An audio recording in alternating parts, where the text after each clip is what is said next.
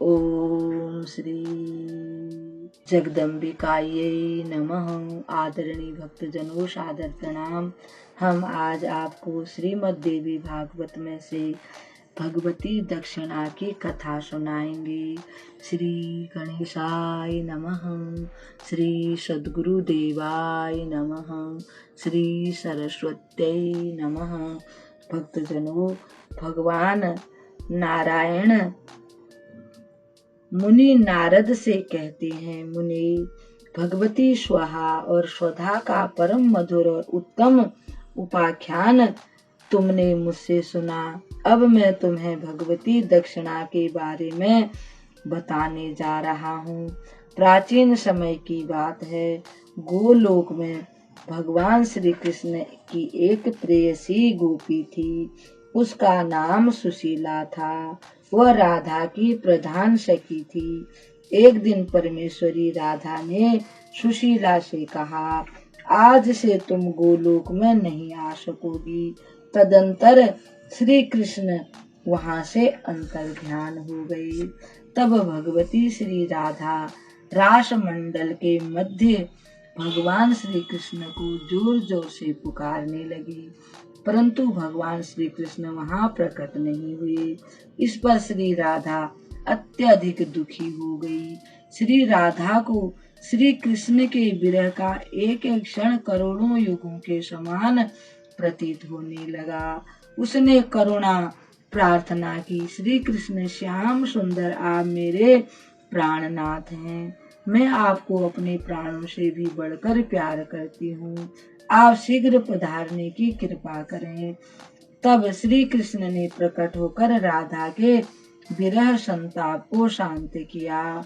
सुशीला नाम की गोपी, जो राधा की सहचरी थी, जिसे राधा ने गोलोक से च्युत कर दिया था, यानी कह दिया था कि तुम यहाँ नहीं आना, वह वहां से चलकर देवी दक्षिणा के नाम से प्रकट हुई। दीर्घ समय तक तपस्या करके उसने भगवती लक्ष्मी के विग्रह में स्थान प्राप्त कर लिया। नारद, इस प्रकार यज्ञ पुरुष दक्षिणा तथा फलदाता पुत्र को प्राप्त करके सबको कर्मों का फल प्रदान करने लगे।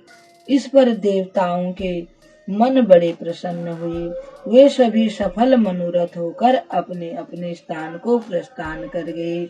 मुनि, कर्ता को चाहिए कि कर्म करने के बाद ब्राह्मणों को दक्षिणा दें, यानी दक्षिणा भगवान यज्ञ भगवान की पत्नी है और यज्ञ पूर्ण होने पर तुरंत दक्षिणा देनी चाहिए, तभी उसको फल प्राप्त होता है, यानी यज्ञ करने वाले को।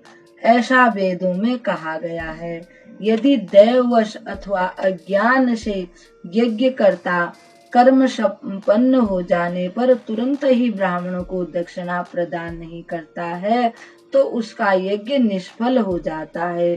उसी पाप के फल स्वरूप मानव को दरिद्र और रोगी होना पड़ता है।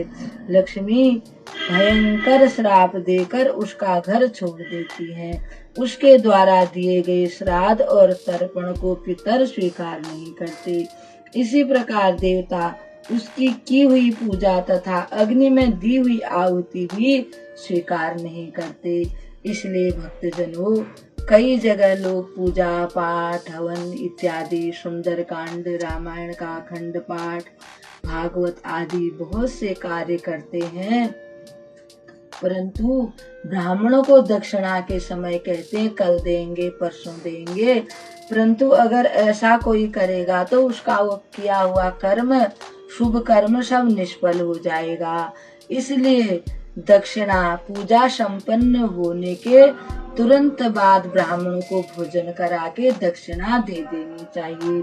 ये सब बातें भगवान श्री नारायण नारद जी को कह रहे हैं।